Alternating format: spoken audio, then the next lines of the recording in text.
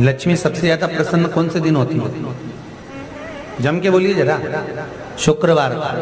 तो शुक्रवार को लक्ष्मी सबसे ज्यादा प्रसन्न क्यों होती है? उसका प्रसन्न होने का कारण क्या था?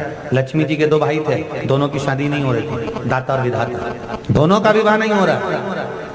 और दाता विधाता के लिए लक्ष्मी बड़ी परेशान थी, रोज नारायण से कहती थी प्रभु कुछ कृपा करिए, दाता विधाता का विवाह नहीं हो रहा, उम्र होती चली जा रही, इनका कुछ करिए प्रभु, आप नारायण आप कुछ तो कर सकते हो। भगवान नारायण ने तब लक्ष्मी से कहा एक काम करो, बेलपत्री के पेड़ के नीचे बैठकर लक्ष्मी तुम अनुष्ठान करो तुम्हारे भाइयों के विवाह के लिए। इसलिए आज भी हमारे हिंदू धर्म की रीति है कि बेलपत्री के पेड़ के नीचे शाम के समय लक्ष्मी का वासा होता है। इसलिए लोग इस बेलपत्री के पेड़ के नीचे तुम्हारा रात्रि को शाम को 6 बजे से लेकर रात्रि को 8 बजे तक तुम्हारा निवास। जैसे पीपल के पेड़ में देवताओं का निवास, आपको आप लोगों ने यदि पद्म पुराण पढ़ी होगी या सुनी होगी तो उसमें स्पष्ट कहा है पीपल के वृक्ष की गणना, ध्यान देना, पीपल के वृक्ष में सुबह 4 बजे से लेकर 7 बजे तक ब्रह्मा जी का वासा होता है। पीपल के वृक्ष में सुबह 7 बजे तक ब्रह्मा जी का वासा, 7 बजे से लेकर 10:30 बजे तक पीपल के वृक्ष में भगवान विष्णु का वासा। कितनी बजे तक? 10:30। 10:30 से लेकर 11:30-12 बजे तक पीपल के वृक्ष में पितरों का वासा होता है। इसलिए हमारे यहाँ पितरों को श्राद्ध पक्ष में जो भोजन कराया जाता है वो 10:30 से 12 के बीच में कराया। 12 बजे के बाद पीपल के वृक्ष में दोपहर के 1:30 बजे तक आहूतों का वासा रहता है। आहूत कौन? जो गर्भ में शांत हो गए, जो कुंवारी अवस्था में शांत हो गए, जो जन्म लेने के बाद उनका विवाह नहीं हुआ और शांत हो गए, उन आहूतों का वासा उस पीपल के वृक्ष में दोपहर में 1:30 बजे तक रहता है। उसके बाद में प्रेतों का वासा चालू होता है। इसलिए दोपहर के समय पीपल के पेड़ की परिक्रमा नहीं। फिर शाम को 4 बजे से 7 बजे तक पीपल के वृक्ष में शंकर जी का वासा होता है, इसलिए शाम के समय पीपल की परिक्रमा नहीं। 7 बजे के बाद में पीपल के वृक्ष में रात्रि को 9 बजे तक कुबेर का वासा होता है। फिर 9 बजे के बाद में प्रेतवास चालू होता है पीपल के। उसी तरह बेलपत्री का जो वृक्ष है, उस बेलपत्री के वृक्ष के नीचे रात्रि को 8 बजे से लेकर 12 बजे तक बेलपत्री के पेड़ के नीचे कुबेर का निवास होता है। महाराज कुबेर का निवास। प्रयास करा करो इसी बेलपत्री के पेड़ के नीचे हम दीप लगाएं, घी का दिया। यदि संपदा की कमी हो तो, अगर भगवान ने खूब संपदा दी है तो भले मत लगाओ, कोई दिक्कत। महामृत्युंजय मंत्र का यदि आप जाप करते और आपको मालूम पड़ गया कि शरीर में मुझे ये रोग हो गया है, मुझे शुगर हो गया है, मुझे बीपी हो गया है, मेरा ब्लड प्रेशर ऊंचा नीचा रह रहा है, कोई भयंकर रोग, मेरे रिश्तेदार को कोई कैंसर जैसा रोग हो गया, किसी को कोई थायराइड हो गया, किसी को कोई किडनी और लीवर में सूजन हो गई, किसी को कहीं किडनी और लीवर में तकलीफ हो गई, तो शिव महापुराण की कथा कहती है, नवग्रह शिव महापुराण की कथा कहती है कि बेलपत्री के वृक्ष के नीचे महामृत्युंजय मंत्र का जाप जो शुक्रवार की शुक्रवार घी का दिया लगा कर करता है, उसके रोग बाबा देवाधिदेव महादेव समाप्त करते चले जाते हैं। ये संजीवनी मंत्र शुक्रवार के दिन भगवान शंकर को शुक्र को दिया था, इसलिए उसको शुक्रवार के दिन बेलपत्री के वृक्ष के नीचे बेट घृत का दिया लगाकर शरीर में जो रोग है उसका स्मरण कर कर शंकर जी से विनय कर कर, हे भोलेनाथ आपने शुक्र देवता को संजीवनी मंत्र दिया है, तो क्या आप मेरे को वो मंत्र प्रदान नहीं करोगे? मेरे रोग, मेरी बीमारी, मेरे दुख को आप नहीं हरोगे? शिव से कहो ये शरीर आपने दिया है और भजन करने के लिए दिया है, स्मरण करने के लिए दिया है, कीर्तन करने के लिए दिया है, तो संभालोगे भी आप। और बेलपत्री की ओर मुख कर कर घी का दिया लगाकर महामृत्युंजय मंत्र का स्मरण कर लेने पर धीरे धीरे धीरे धीरे धीरे धीरे वो रोग समाप्ति की ओर। शंकर भगवान को तुलसी नहीं केवल एक बैकुंठ चतुर्दशी के दिन चढ़ती है, वो भी रात्रि के समय पर 12 से 4। शंकर भगवान को तुलसी नहीं चढ़ती। पद्म पुराण कहती है कि शंकर भगवान के मंदिर के बाहर जो तुलसी का वृंद लगाया जाता है, शिव जी के मंदिर के बाहर जो तुलसी का पौधा लगा रहता है या लगाया जाता है, उस तुलसी के पौधे में जितनी मंजरियां लगती हैं, उस मंजरियों में जितने दाने लगते हैं, उतने दाने गिन लिए जाएं और उतने समय का बैकुंठ का वास उस मनुष्य को प्राप्त हो जाता है मृत्यु के बाद। इतना विचित्र बात है, शंकर को तुलसी नहीं चढ़ती, पर शंकर के दरवाजे के बाहर शिव के द्वार पर जो तुलसी का पौधा लगा है, किसी ने लगाया है, किसी ने रोपित करा है, उस पौधे में जितनी मंजरियां लगी हैं, उस मंजरियों में जितने दाने लगे हैं, उस दाने जितने हैं उसको काउंट करा जाए, उसके बराबर उतने ही 1000 वर्षों तक उस जीवात्मा को वैकुंठ का वास मिलता। क्यों? उसकी कथा भी यहाँ पर वर्णन। भगवान विष्णु सामने शंकर के बैठे थे और भगवान शिव ने जब सत्यनारायण नाम रख दिया था, तब भगवान विष्णु शिव से कहते हैं नारायण, भगवान शंकर से कहते हैं भोलेनाथ, त्रिकालदर्शी, कैलाशी, अविनाशी, हे मेरे सारे विग्रह के साथ में लक्ष्मी मेरे साथ में। बहुत ध्यान देना माता, मैं अगर नारायण रूप में हूं तो लक्ष्मी मेरे साथ में, मैं राम रूप में हूं तो सीता मेरे साथ में, मैं कृष्ण रूप में हूं तो राधा मेरे साथ, मैं रंगनाथ रूप में हूं तो गोदा मेरे साथ में लक्ष्मी सदा विराजमान है। पर आज आपने मेरा जो सत्यनारायण नाम रखा है, मैं अपना संग किसको ले?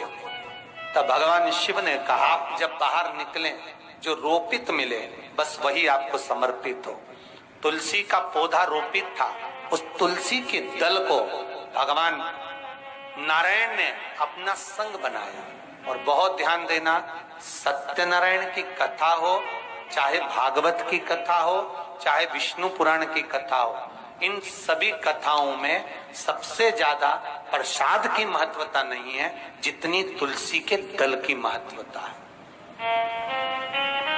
क्योंकि सत्यनारायण के साथ में हरि के साथ तुलसी का स्मरण।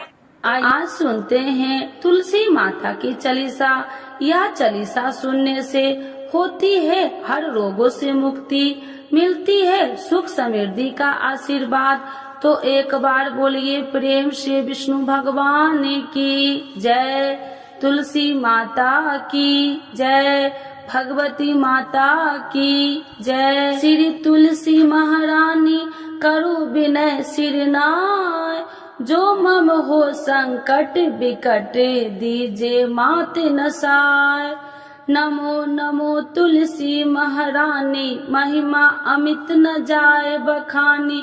दियो विष्णु तुमको सम्माना, जग में छायो सुयस महाना। विष्णु प्रिय जय जयंती भवानी, तिहु लोक की हो सुख खानी। भगवत पूजा करे जो कोई, बिना तुम्हारे सफल न हो। जिन घर तब नहीं होए निवासा, उस पर करे विष्णु नहीं वासा। करे सदा जो तब नित सुमरन, ते ही के काज होए सब पूरन। कार्तिक मास महात्म्य तुम्हारा, जाको जानत सब संसारा। तब पूजन जो करे कुमारी, पावे सुंदर बर सुकुमारी। करे जो पूजा नित प्रति नारी, सुख संपत्ति से होए सुखारी। वृद्धा नारी करे जो पूजन, मिले भक्ति होवे पुलकित मन। श्रद्धा से पूजे जो कोई, भव निधि से तर जावे सोई। कथा भागवत यज्ञ करावे, तुम बिन नहीं सफलता पावे। छायो तब प्रताप जग भारी, ध्यावत तुम्हि सकल चितधारी। तुम्हि मात यत्र तंत्र में, सकल काज सीधे होवे क्षण में। औषधि रूप आप हो माता, सब जग में तब यश विख्याता। देवी ऋषि मुनि और तपधारी, करत सदा तब जय जयकारी। वेद पुराणन तब यश ज्ञाया, महिमा अगम पार नहीं पाया। नमो नमो जय सुख कारिणी, नमो नमो जय दुख निवारिणी। नमो नमो सुख संपत्ति देनी, नमो नमो अख काटन छेनी। नमो नमो भक्तन दुख हरनी, नमो नमो दुष्टन मद छेनी। नमो नमो भव पार उतारिणी, नमो नमो परलोक सुधारिणी। नमो नमो निज भक्तन उबारिणी, नमो नमो जन काज सवारिणी। नमो नमो जय कुमति नशावनी, नमो नमो सब सुख उपजावनी। जयति जयति जय तुलसी माई, ध्याऊ तुमको शीश नवाई। निर्जन जानी मोहि अपनाओ, बिगड़े काज आप बनाओ। करूँ विनय मैं मात तुम्हारी, पूर्ण आशा करूँ हमारी। शरण चरण कर जोड़ी मनाओ, निस दिन तेरे ही गुण गाऊं। करहु मात यश अब मोह पर दाया, निर्मल होए सकल मम काया। मांगू मात या बर दीजे, सकल मनोरथ पूर्ण कीजे। जानू नहीं कुछ नेम उचारा, क्षमहु मात अपराध हमारा। 12 मास करे जो पूजा, ताशम जग में और न दूजा। प्रथम ही गंगा जल मंगवावे, फिर सुंदर स्नान करावे। चंदन अक्षत पुष्प चढ़ावे, धूप दीप नैवेद्य लगावे। करे आचमन गंगा जल से, ध्यान करे हृदय निर्मल से। पाठ करे फिर 40 की, स्तुति करे मात तुलसी की। यह विधि पूजा करे हमेशा, ताके तन नहीं रहे कलेशा। करे मास कार्तिक का साधन, शोभे नित्य पवित्र सिद्ध होई जाई। है यह कथा महा सुखदाई, पढ़े सुने सो भव तर जाई। यह श्री तुलसी चालीसा, पाठ करे जो कोई। गोविंद सो फल पावही, जो मन इच्छा होई। तो एक बार बोलिए प्रेम से विष्णु भगवान की जय, तुलसी माता की जय, भगवती माता की जय, सर्व देवी देवताओं की जय।